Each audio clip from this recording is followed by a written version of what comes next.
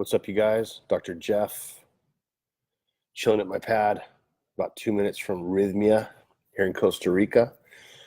Today we're going to talk about holding space for your inner child. Sounds like a lot of woo-woo psychological babble, right? But let me tell you a little story about myself when I did plant medicine for the first time. I thought that I was pretty well adjusted. I thought that I was doing okay in my life. I felt that I was connected enough. I was working, I was successful, I was in relationships that I thought were decent. I was a good dad or whatever. But there was something going on with me that I didn't really understand. I wasn't completely grounded or happy, really. And I wasn't really sure like what that all meant. And I did plant medicine for the first time. And really what happened was the shaman was guiding me a bit. And he said, go back to your earliest memory, and I did. It was pretty young. I had some early memories from being really, really young. And he says, is there anything going down at age, 3? I was like, no, everything seems to be okay. And then how about age 4? I'm like, yeah, everything seems to be decent. Okay too. How about age 5? I was like, there's something going down at age 5. He said, go find yourself at that age. So I went back to my neighborhood, lived in an area that was, at that time at age 5 was it was a poor neighborhood. It was a little sketchy. There was bars around that were open, early, stayed out late, the bars, and there was liquor stores everywhere and some rough kids everywhere. And it was in the 70s, early 70s. So there was a lot of drugs going around. It was just like kind of a rough vibe. I was in these apartment complexes they looked like projects actually. And that's where we lived, and I thought it was all good. I was cruising as a little kid, but what was happening in my neighborhood at that time, and I didn't even really think about it as an adult, but what I was looking at was, I was having to navigate my environment at a very young age. I had to stay safe, because I was the oldest of 7 kids. And at that time, obviously there wasn't 7 kids when I was 5, but there was 3 with 1 on the way. So I just learned, like, what? I got to take care of myself. My parents are really good people, but my dad's busy. He's a marine biologist. He's working all the time. My mom's cruising at home with the babies. So now I'm 5 and I'm just like the man of the house, And so what I learned from that plant medicine experience, I went up to myself. I just rolled up on me and I said, hey, dude, come here. And I had a skateboard at that time, a GT plastic deck clay wheel skateboard. And the little Jeff of me just skateboarded off and then basically grabbed the skateboard and jumped the fence and ran from me. I was like, dude, what's up, homie? Like, come back here. And I finally caught up to him. It wasn't easy because he was, back then, I was fast and I could slip through cracks in walls and I could jump fences. And it was crazy how maneuverable I was at that age. It's just like so funny to me now, like 5, really. Go look at a 5-year-old. Like they're just like, they're babies, but I was like wise, and it was to the street. And anyway, I grabbed the little Jeff, right? And so this is important because of the inner child work that we're going to talk about, right? So I grabbed the little me and I said, dude, what's going on, man? And little Jeffrey wouldn't talk to me. He's like trying to get away, I said, look, dude, it's me. We're the same person. Like, tell me what's up. And he's like, I'm scared. I'm scared of this neighborhood. I'm scared of these people that I live next to. I'm scared of all these kids on the street. I'm scared of these drunk guys across the street. When I was 5, I found my 2-year-old brother out in the middle of the street. It was a busy street. I found him sitting there playing with his little cars in the middle of the street.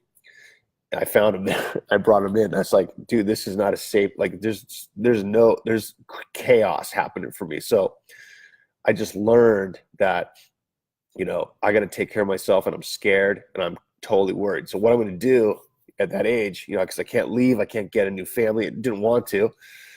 I can't just run off and, create a new environment. So what I did is I built this image of I'm a tough guy and I'm going to protect myself because there's a lot of adversity coming at me. So I'm going to like block off the world by being this badass little guy. And I did that. And, you know, I just happened to have some size to me. And I became a little tough kid, and I was super slippery. And I just had this persona from a very young age, and it evolved into my adulthood.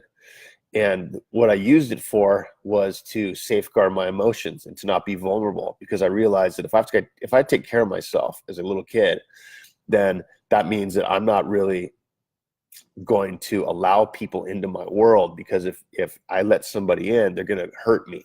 So I have to be protective, right? I have to guard myself. So I learned this at a young age, and I did it my whole life. And I learned how to have success within it.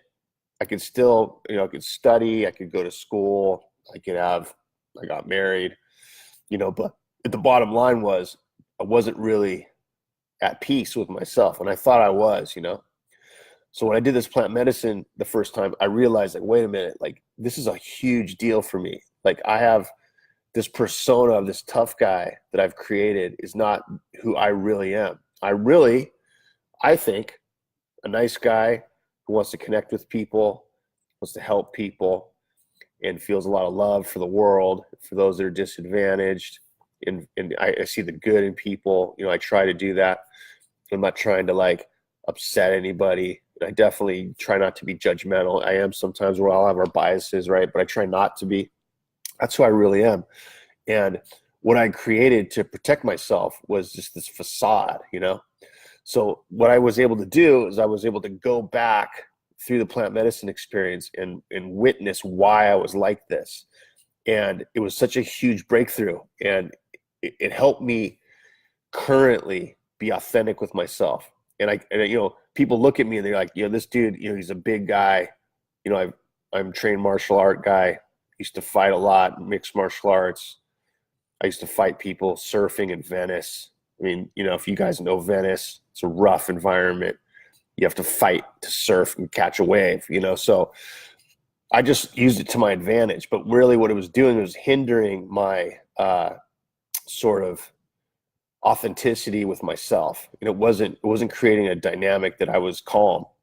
So holding space for your inner child, the reason I talk about this story about me is so you guys can probably relate to this, you know, in different arenas. Some people have childhood abuse and trauma. Some people are, you know, take care of themselves because they have to, because their parents are not available, or their parents are abusive, or they're in an abusive, dangerous environment. Like I was in a dangerous environment. I wasn't like abused by my parents. They were awesome. They were great people. But, you know, it creates these dynamics where we put up a wall and a shield to protect ourselves. So holding space for your inner child, what that means, right? And it's like a woo-woo term, like I said earlier, and it's just something like, oh yeah, my inner child. It's just like, it's used a lot, right? I don't like that kind of stuff. Like, it's just, I like to get real with you guys, you know, and just tell you what's up. You know, I'm a real dude. I'm not some freaking guy who's going to tell you a bunch of crap. I'm actually going to tell you like what's going on. And as far as from my opinion, you know, and I love to debate people about different stuff. I respect everybody's opinion, but the bottom line is this: if you guys are wounded as kids and you know it, and those of you that are wounded but you don't know it, try this plant medicine, because it's going to help you get to the root cause really fast. You can see this stuff. And, you know, it was crazy is that when I had this realization in one night of plant medicine, I just immediately flipped. And this guard that I had, this barrier that I had to the world was gone instantly. And I was able to like really communicate well and talk to people and be connected. It was like crazy how like fast it happened, you know? So when I was in my doctorate program for psychology, I was learning like, okay, well, one technique for people that have trauma is inner child work. I was like, all right, so let's learn the strategies, you know, and I learned all the steps on how to get somebody to do inner child work through the therapeutic model. Guess what? It takes a very, very long time. So it could take years. I was working with a patient of mine in LA, and it took 5 years before they even allowed the process to start, even just begin. So again, everybody's different. Some people can go a little quicker than that, but it's expensive. It takes a long time, and it's you got to build rapport with the therapist. So I say, why build rapport with a therapist when you can do this work yourself with you? That's the thing. It's like, if you're always looking externally for somebody to kind of like pull you along, you know, you might get lucky and have like the most amazing person work with you, and you might really make breakthroughs. And I've heard stories of that before, where the people are like just got an awesome therapist or an awesome psychiatrist, whatever, and it really helped them. And that's cool. But for most people, you know, like the therapeutic model is just, it's very long, and it takes sometimes years to get to really what you're trying to realize, you know, with your own self-realization and goals. So my recommendation is come to Rythmia and try to do this work on yourself for you. You don't need to like spend thousands of dollars, you know, at some therapist. You know, that could be supportive, and you can go back to that person, and that's cool. But you know, if you don't really make that connection with yourself, you know, somebody could have told me, you know, they could have said, oh yeah, well, you were wounded as a child and you had to take care of yourself. I'm like, yeah. Okay, I got it. It doesn't resonate. You know, it's like, yeah, I got it. So what? But when you actually heal yourself from this, and you're somebody that's like, you see it and you feel it and you know it, and it's your own connection with yourself and with your childhood self, that's a huge deal. It's a huge deal. It's night and day different than somebody just telling you like, yeah, you know, you're in a rough environment. You had to safeguard yourself. Like, yeah, I got it. Right. It doesn't really do much, just the talking about it. Right. So my recommendation is to you guys, come check out Rythmia. You guys are going to do this work. You know, people are doing it every day. Tonight, we got the first night of the week up there with the plant medicine. People are going to do this tonight. They're going to change their whole life, their whole view on themselves. They're going to get back to the authentic self. So I recommend you guys check this out. All right. So thanks for watching. Pura vida. See you guys next Monday. See you later. Ciao.